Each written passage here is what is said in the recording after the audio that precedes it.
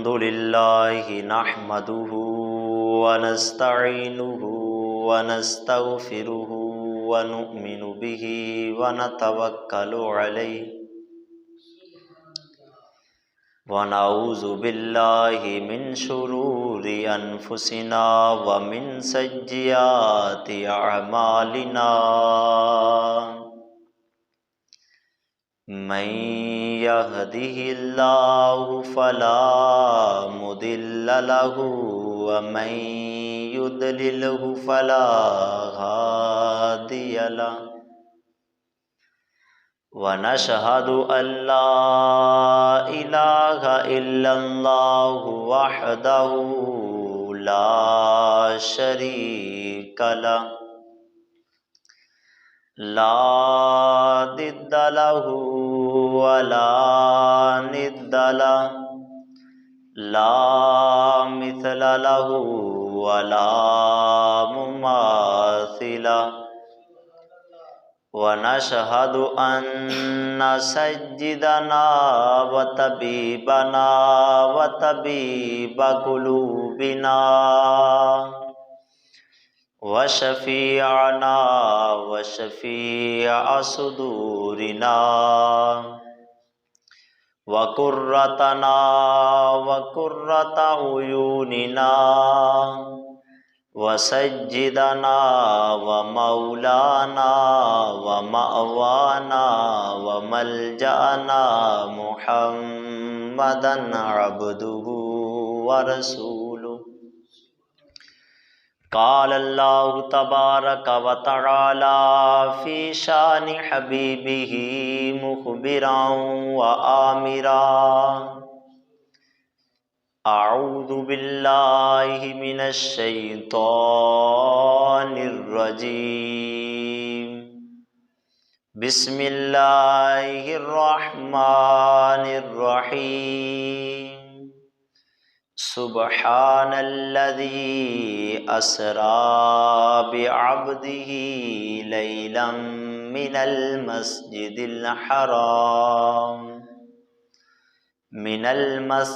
الحرام الذي إلى الأقصى الذي باركنا حوله لنريه من آياتنا إنه هو السميع البصير آمنت بالله صدق الله العظيم قال الله تبارك وتعالى في شان حبيبه مخبرا وآمرا إن الله وملائكته يصلون على النبي يا أيها الذين آمنوا صلوا عليه وسلموا تسليما سلام با حضور الصلاة والسلام عليك يا سيدي يا رسول الله وعلى آلك وأصحابك يا سيدي يا حبيب اللہ۔ نہایت ہی واجب الاحترام دوستو، بھائیو، ساتھیو، بزرگو، اللہ کریم کا بے شمار شکر ادا کرتے ہیں کہ اس خالق کائنات نے ہم سب کو دنیا کی جھوٹی مصروفیت سے نکال کر اپنے حضور حاضری کی توفیق عطا فرمائی۔ اللہ کریم کی بارگاہ میں دعا کرتا ہوں کہ وہ خالق کائنات مجھ کو حق سچ بیان کرنے کی توفیق عطا فرمائے اور ہم سب کو عمل کی توفیق عطا فرمائے۔ اللہ نے قرآن مجید فرقان حمید میں ارشاد فرمایا، سبحان الذی اسری بعبدہ لیلا من المسجد الحرام الی المسجد الاقصی الذی بارکنا حولہ لنریہ من آیاتنا انہ هو السمیع البصیر۔ یہ آیت مقدسہ جو ہے پیارے نبی کریم رؤوف الرحیم تحیت و تسلیم صلی اللہ تعالی علیہ وآلہ وسلم کی معراج کے متعلق ہے۔ ویسے ہم معراج کے بارے میں بہت جو تذکرے ہیں وہ سنتے ہیں، اور یہ تذکرہ ایسا ہے کہ ہم اس کو جتنی مرتبہ سنتے جائیں گے ہمارے دل اس کو سننے سے بیزار نہیں ہوں گے۔ جتنی مرتبہ ہم بار بار اس معراج کے تذکرے کو سنیں گے، اتنا ہی ہمارا دل جو ہے اللہ رب العزت کے حضور زیادہ جھکے گا، ہمارا دل، ہمارا جو جی ہے وہ اور چاہے گا کہ ہم پیارے محبوب کے جو معراج والا تذکرہ ہے نا وہ بار بار سنیں۔ اس لیے ہم اپنی حاضری جو ہے وہ لگوانے کے لیے حضور نبی کریم صلی اللہ علیہ وآلہ وسلم کی بارگاہ میں یہ عقیدہ، یہ نذرانہ جو ہے وہ پیش کرتے ہیں۔ اللہ کریم کی بارگاہ میں دعا ہے کہ وہ خالق کائنات مجھ کو حق سچ بیان کرنے کی توفیق عطا فرمائے اور ہم سب کو عمل کی توفیق عطا فرمائے۔ رجب المرجب کی 27 تاریخ کو اسی قول کے اوپر علماء کرام کا فتویٰ ہے کہ پیارے محبوب صلی اللہ علیہ وآلہ وسلم کو جو معراج ہے وہ ہوئی۔ اب جو معراج کو نہیں مانتا ان کے متعلق کیا ارشادات ہیں؟ دو طرح کی معراج ہوئی ہے، ایک تو مسجد حرام سے مسجد اقصیٰ تک ہوئی ہے، دوسری مسجد اقصیٰ تک اللہ کریم کی بارگاہ تک جانا، یہ دوسری معراج ہے۔ یعنی ایک زمین کے اوپر بھی اور دوسرا حصہ جو ہے یہ آسمانوں کی طرف جانا۔ جو مسجد حرام سے مسجد اقصیٰ تک کا ہے وہ تو ہے قرآن سے ثابت، اگر اس کے ایک حرف کے اندر بھی بندہ شک کرے گا، انکار بھی نہیں صرف شک کرے گا، اس کے اوپر کفر والا جو فتویٰ ہے وہ لاحق ہو جاتا ہے، کیونکہ جو قرآن کے ایک حرف کا منکر ہوگا اس کے اوپر جو کفر ہے وہ لازم ہو جاتا ہے۔ اب جو بندہ عرش والی معراج کا انکار کرے اس کو ہم کافر نہیں کہیں گے، اس کو ہم کافر نہیں کہیں گے، اس کو ہم گمراہ ضرور کہیں گے، کیونکہ جو عرش والی معراج ہے وہ قرآن سے نہیں ثابت، وہ حدیث صحیحہ سے ثابت ہے، جسے امام مسلم نے بھی روایت کیا، امام بخاری نے بھی روایت کیا۔ جو ان کا منکر ہے اس کو گمراہ کہیں گے، جو قرآن کا منکر ہے اس کو کافر کہیں گے۔ اب پہلا حصہ ہے، پیارے محبوب صلی اللہ علیہ وآلہ وسلم کو اللہ رب العزت نے مسجد حرام سے مسجد اقصیٰ تک کی جو ہے وہ سیر کرائی۔ اب سیر کب ہوئی؟ اللہ کریم نے حضرت جبرائیل امین ان کو حکم ارشاد فرمایا کہ جاؤ میرے پیارے محبوب صلی اللہ علیہ وآلہ وسلم کو میری بارگاہ میں لے کر آؤ۔ حضرت جبرائیل امین آتے ہیں، اللہ ارشاد فرماتا ہے جبریل اکیلے نہیں جانا، اپنے ساتھ فرشتوں کو بھی لے لو۔ اب ایک روایت میں آتا ہے کہ کم از کم یہ روایت ہے کہ 70,000 جو فرشتے ہیں وہ حضرت جبرائیل امین کے ساتھ پیارے محبوب صلی اللہ علیہ وآلہ وسلم کی بارگاہ میں آتے ہیں۔ اب پیارے محبوب صلی اللہ علیہ وآلہ وسلم بھی پہلے جانتے تھے کہ اللہ کریم نے آج رات مجھے اپنے پاس بلانا ہے، لیکن پیارے محبوب صلی اللہ علیہ وآلہ وسلم آرام فرما رہے ہیں۔ اس بات کرنے سے پہلے آپ کو ایک بات سمجھانا چاہتا ہوں، وہ یہ ہے کہ جو عام انسان ہے وہ جب سوتا ہے نا اس کا دل بھی سوتا ہے، اس کی آنکھیں بھی سوتی ہیں، لیکن جو نبی ہوتا ہے اس کی آنکھیں سوتی ہیں، دل بیدار رہتا ہے۔ جو نبی ہوتا ہے اس کی آنکھیں سوتی ہیں اور دل بیدار رہتا ہے۔ پیارے محبوب صلی اللہ علیہ وآلہ وسلم ظاہراً آرام فرما رہے تھے، جبرائیل امین آتے ہیں، عرض کرتے ہیں اے باری تعالیٰ تیرے پیارے محبوب صلی اللہ علیہ وآلہ وسلم کا تو دروازہ بھی بند ہے اور تیرے محبوب صلی اللہ علیہ وآلہ وسلم آرام فرما رہے ہیں۔ تو اللہ کریم نے ارشاد فرمایا اے جبریل اس طرح کرو، آج دروازے کی طرف سے نہ جاؤ، اس طرح کرو کہ آج چھت کی طرف سے پیارے محبوب صلی اللہ علیہ وسلم کی بارگاہ میں جاؤ۔ حضرت جبرائیل امین پیارے محبوب صلی اللہ علیہ وآلہ وسلم کی بارگاہ میں چھت کی طرف سے آتے ہیں، پھر عرض کرتے ہیں اے باری تعالیٰ تیرا پیارا محبوب تو آرام فرما رہا ہے۔ تو اب یہاں ایک بات کرنا چاہتا ہوں، وہ یہ ہے کہ اکیلے جبریل بھی تو آ سکتے تھے، ساتھ فرشتے کیوں آئے؟ ساتھ فرشتے کیوں آئے؟ تو اللہ کریم یہ ہم کو بتانا چاہتا ہے کہ تمام جو فرشتے ہیں نا، وہ یہ مانتے تھے، وہ جانتے تھے، کیونکہ ان کی آنکھوں کے سامنے تھا کہ تمام فرشتوں کے جو سردار ہیں وہ حضرت جبرائیل امین ہیں۔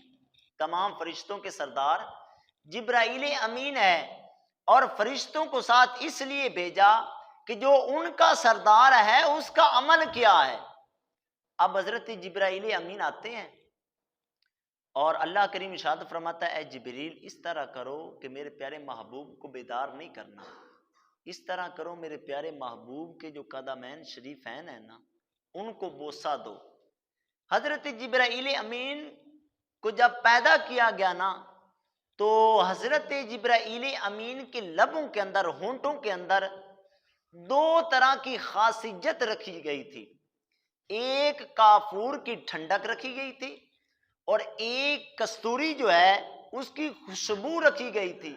اللہ نے ارشاد فرمایا، اے جبریل جب تجھے پیدا کیا گیا تیرے ہونٹوں کے اندر دو خاصیتیں رکھی تھیں، اور وہ خاصیتیں اسی دن کے لیے رکھی تھیں۔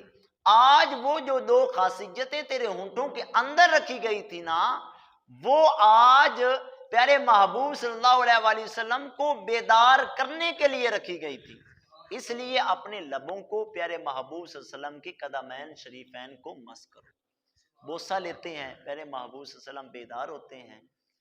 تو اب جو ساتھ والے فرشتے تھے، جب انہوں نے حضرت جبرائیل امین کا یہ عمل دیکھا، کیونکہ جب ہمارا کوئی سردار ہے وہ کسی اور کے سامنے جھک جائے تو ہم سمجھتے ہیں کہ یہ اس کا بھی سردار ہے۔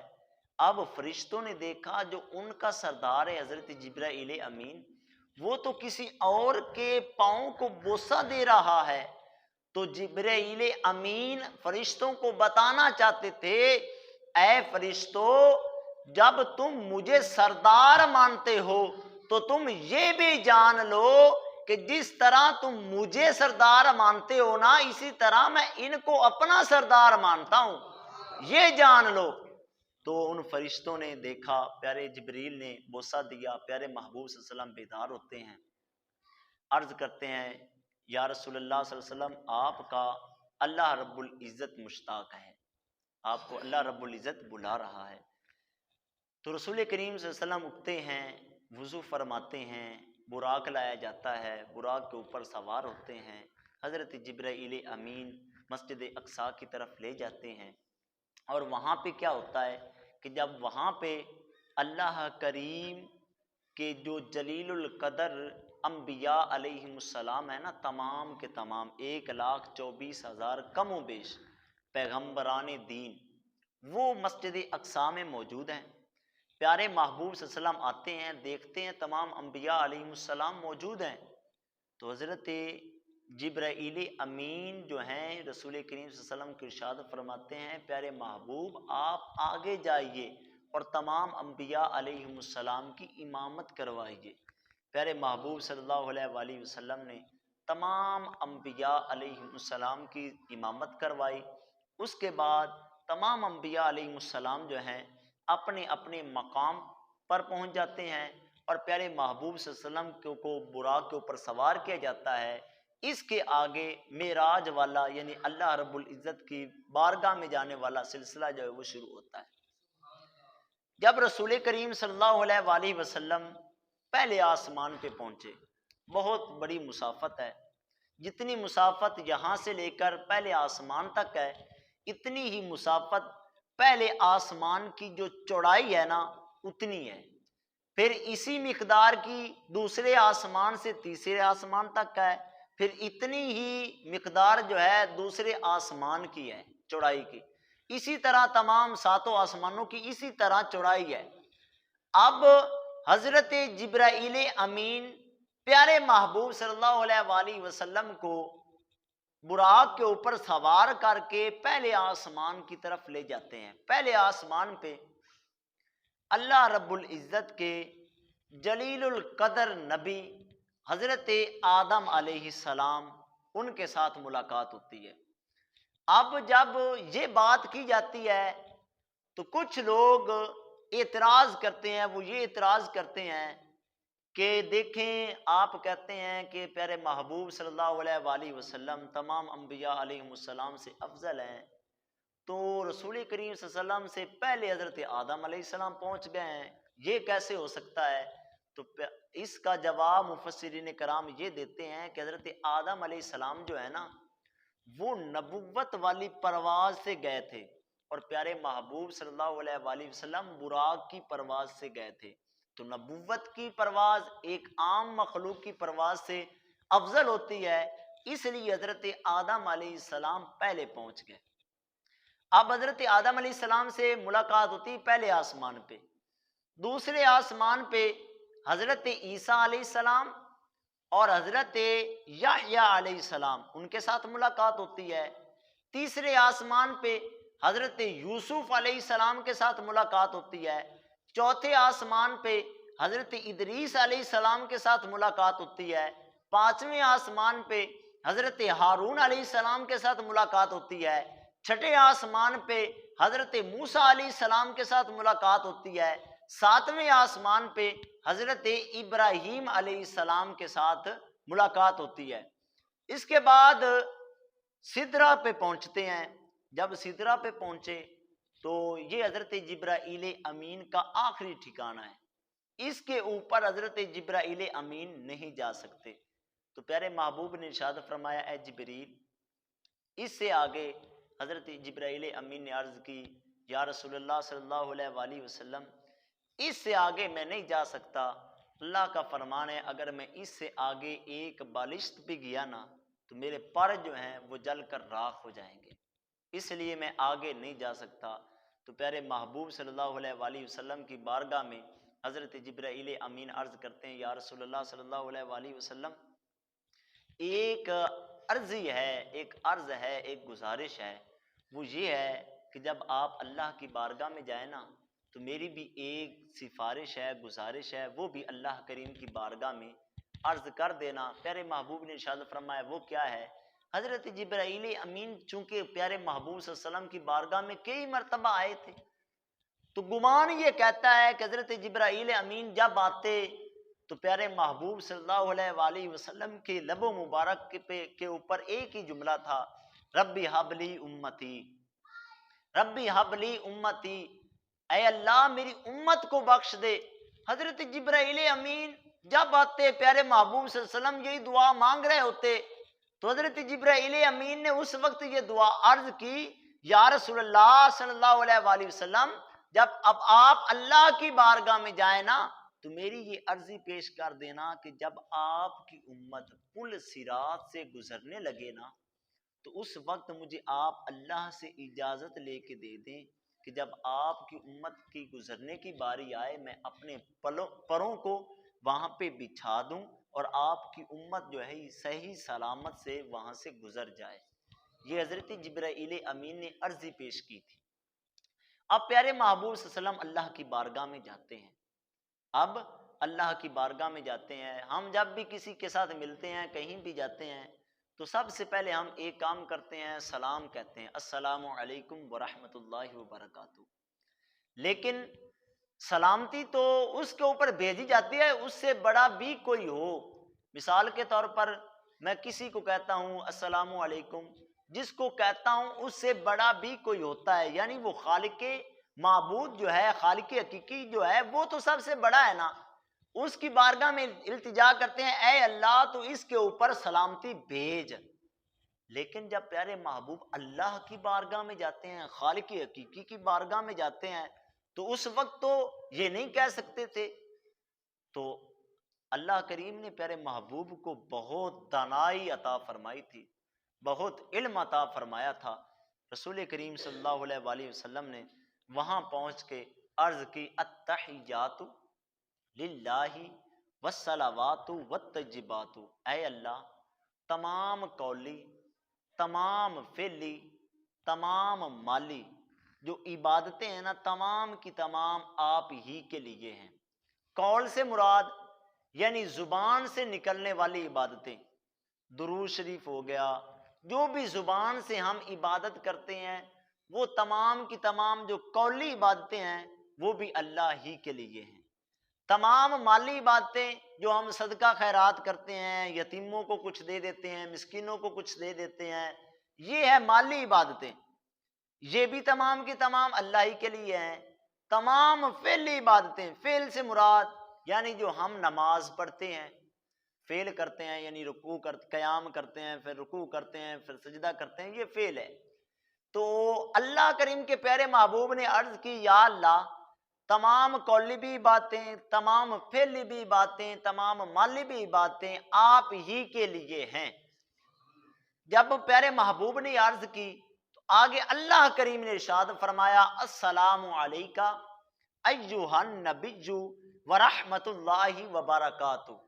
اے پیارے محبوب آپ کے اوپر سلام بھی ہو، آپ کے اوپر رحمت بھی ہو اور آپ کے اوپر برکت بھی ہو۔ جب پیارے محبوب نے اللہ کریم کا یہ جواب سنا نا، عرض کی اے باری تعالی بے شک آپ کی سلامتی بھی مجھ پر ہے، آپ کی رحمت بھی ہے، آپ کی برکت بھی ہے۔ اے باری تعالی میں یہ چاہتا ہوں کہ آپ یہ سلامتی اس طرح بھیجیں کہ السلام علینا وعلی عباد اللہ الصالحین۔ یہاں پہ اللہ رب العزت نے اللہ تعالیٰ کے پیارے محبوب نے عرض کی کہ دو طرح کے لوگ ہیں، السلام علینا وعلی عباد اللہ الصالحین۔ واو عاطفہ ہے تو اس سے یہ دو جملے بن گئے، دو جملے بن گئے، ایک السلام علینا، دوسرا بن گیا علی عباد اللہ الصالحین۔ یعنی پیارے محبوب یہ جانتے تھے کہ قیامت کا روز جب محشر قائم ہوگا اس وقت کیا ہوگا کہ اللہ رب العزت کے جو برگزیدہ بندے ہوں گے، نیک اور صالح بندے ہوں گے، وہ تو اپنے اعمال کے در پہ اللہ کی رحمت سے اور اپنے اعمال کے در پہ جنت میں چلے جائیں گے۔ میری امت کے کچھ گناہ گار بھی لوگ ہوں گے اور وہ بھی انتظار میں ہوں گے کہ ہمارا بھی بلاوا آئے۔ تو پیارے محبوب نے عرض کی السلام علینا، اپنے ساتھ گناہ گاروں کو شامل فرما کے فرمایا السلام علینا، ہمارے اوپر بھی سلامتی ہو، یعنی میرے جو گناہ گار بندے ہیں نا، میری امت کے گناہ گار ہیں، ان کے اوپر بھی سلامتی بھیج، وعلی عباد اللہ، اور جو تیرے صالح نیک بندے ان کے اوپر بھی سلامتی بھیج۔ اب پیارے محبوب اور اللہ کے درمیان جو بھی راز اور نیاز کی باتیں ہوئیں، اس کے بعد جب پیارے محبوب واپس آئے، اللہ رب العزت نے پیارے محبوب کو 50 نمازوں کا تحفہ عطا فرمایا۔ کتنی نمازوں کا؟ ہم سے تو 5 بھی نہیں پڑھی جاتی، 50 نمازوں کا تحفہ عطا فرمایا۔ جب پیارے محبوب صلی اللہ علیہ وآلہ وسلم یہ تحفہ لے کر چھٹے آسمان پہ آئے نا، چھٹے آسمان پہ حضرت موسیٰ علیہ السلام تھے۔ حضرت موسیٰ علیہ السلام نے عرض کی یا رسول اللہ صلی اللہ علیہ وآلہ وسلم، اللہ رب العزت نے آپ کو کیا عطا فرمایا ہے؟ فرمایا کہ اللہ رب العزت نے مجھے 50 نمازیں عطا فرمائی ہیں۔ اس سے پہلے ایک موقع وہ بھی آیا تھا کہ جب حضرت موسیٰ علیہ السلام نے عرض کی تھی ربی آرینی، اے اللہ میں تجھ کو دیکھنا چاہتا ہوں، تو اللہ نے ارشاد فرمایا تھا لن ترانی، اے موسیٰ تو ہرگز مجھے نہیں دیکھ سکتا۔ یہ بھی کیونکہ جو قرآن کریم کے الفاظ ہیں نا، ان کے اوپر ہم توجہ دیں تو اس کے اندر جو مفہوم ہے نا، ایک ایک حرف کے اگر اس کے اندر ہم گھوتا کھائیں نا تو اللہ رب العزت کے دقیق جو نقطے ہیں وہ ہمیں سمجھ میں آتے ہیں۔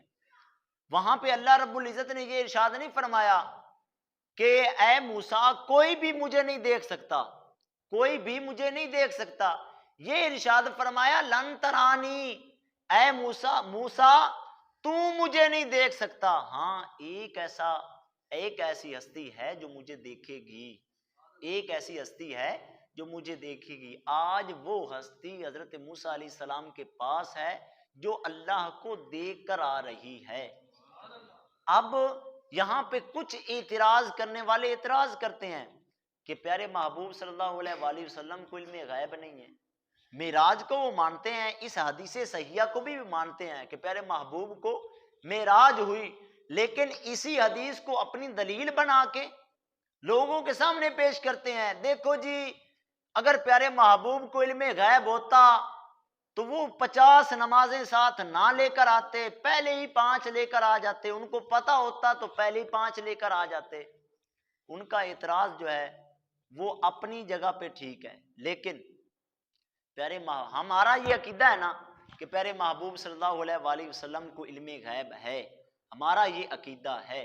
اللہ کریم کا شکر ہے کہ اس نے ہمیں یہ عقیدہ عطا فرمایا۔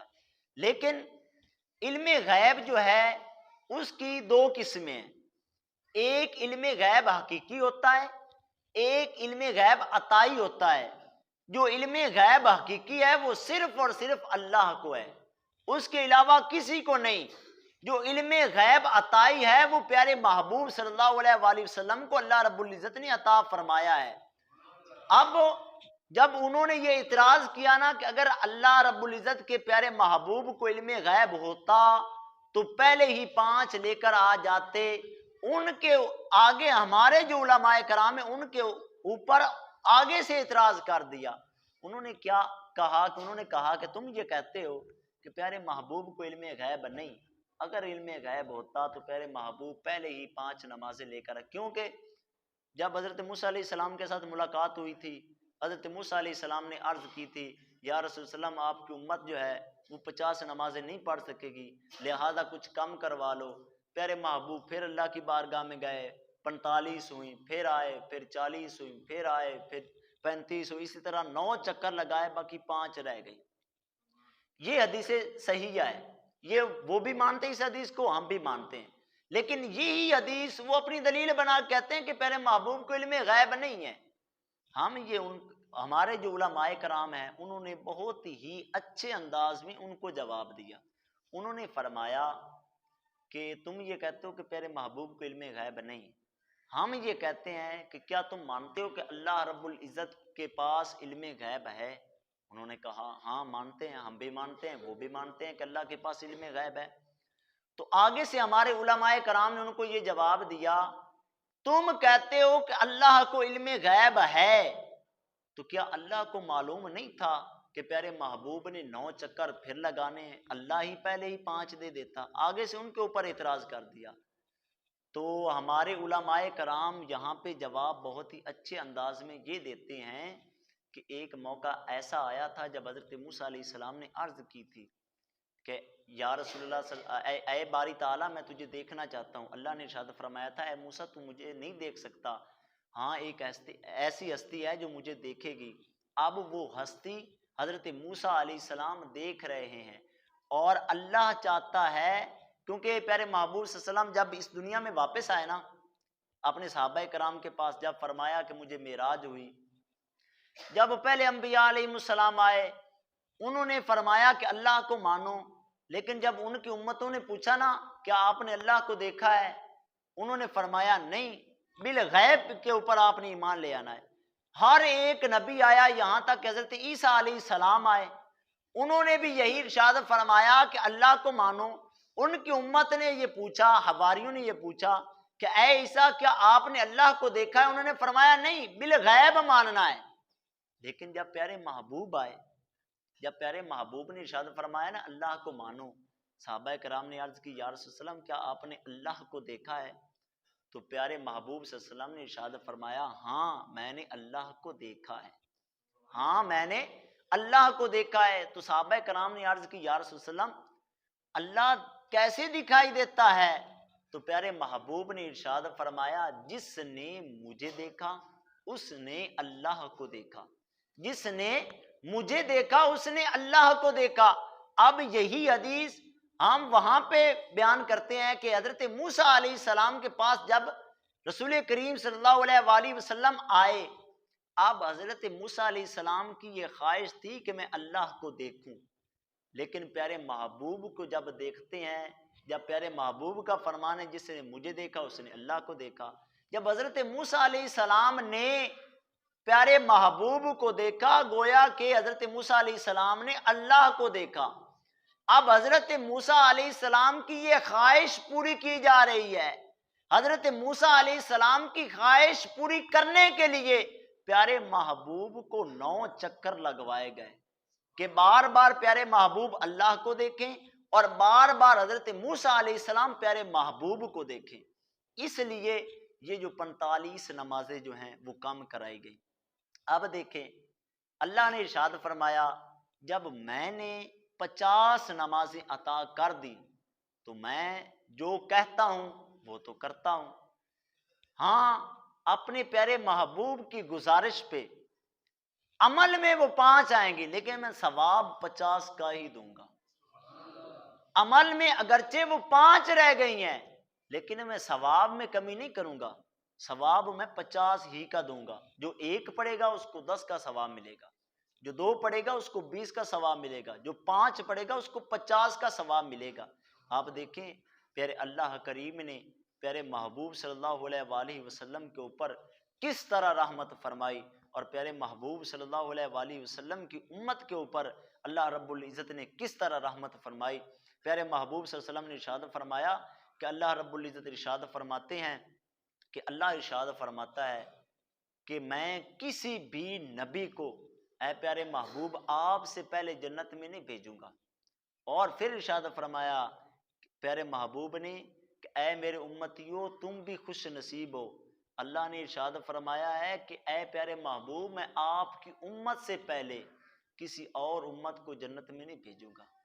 اب دیکھیں پیارے محبوب کا ہمارے اوپر کتنا بڑا احسان ہے۔ تو اس پیارے محبوب کا جو تحفہ ہے وہ ہے نماز۔ اس نماز کو ہم سب کو مضبوطی کے ساتھ پکڑنا چاہیے، اس نماز کو مضبوطی کے ساتھ قائم کرنا چاہیے، کیونکہ یہ نماز جو ہے ہر ایک گناہ سے بندے کو محفوظ کرتی ہے۔ اب دیکھیں اگر مجھے کوئی تحفہ دے یا آپ کو کوئی تحفہ دے، ہم اس تحفے کو بڑا سنبھال کے رکھتے ہیں۔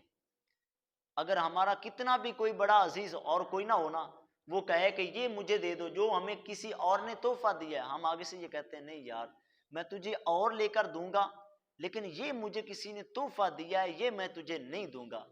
لیکن ہم ایک عام انسان کا تحفہ اتنا محفوظ کر کے رکھتے ہیں۔ دیکھیں پیارے محبوب کی نرالی شان کہ پیارے محبوب کو تحفہ تو اللہ نے ارشاد دیا تھا نمازوں کا، پیارے محبوب کو اللہ نے تحفہ دیا تھا نمازوں کا۔ پیارے محبوب نے وہ نمازیں اپنے پاس نہیں رکھی، وہ تحفہ اپنی امت کو دے دیا، وہ اپنا تحفہ اپنی امت کو دے دیا۔ کس لیے؟ تاکہ میری امت جو گناہ کر لیں، کیونکہ انسان جو ہے غلطی کا پتلا ہے، گناہ ہو جاتے ہیں۔ اللہ رب العزت کو وہ انسان پسند ہے جس سے انجانے میں گناہ ہو جاتا ہے، پھر وہ اللہ کی بارگاہ میں آ جاتا ہے، پھر اللہ رب العزت کی بارگاہ میں جھکتا ہے، اس سے رو رو کر دعا کرتا ہے، التجا کرتا ہے، گڑ گڑاتا ہے اللہ مجھے معاف فرما۔ اللہ کو وہ بندہ پسند ہے جو اس سے بار بار معافی مانگتا ہے۔ تو ہم کیوں نہ ایسے ہی بندے بن جائیں، ہر وقت اس کی بارگاہ میں آئیں، ہر وقت اس کی بارگاہ میں جھکیں۔ اللہ کریم کی بارگاہ میں دعا ہے کہ وہ خالق کائنات مجھ کو بھی نمازی بنائے اور آپ سب کو بھی نمازی بنائے۔ دیکھو جی شیطان جو ہے انسان کے اوپر 2 طرح کا وار کرتا ہے۔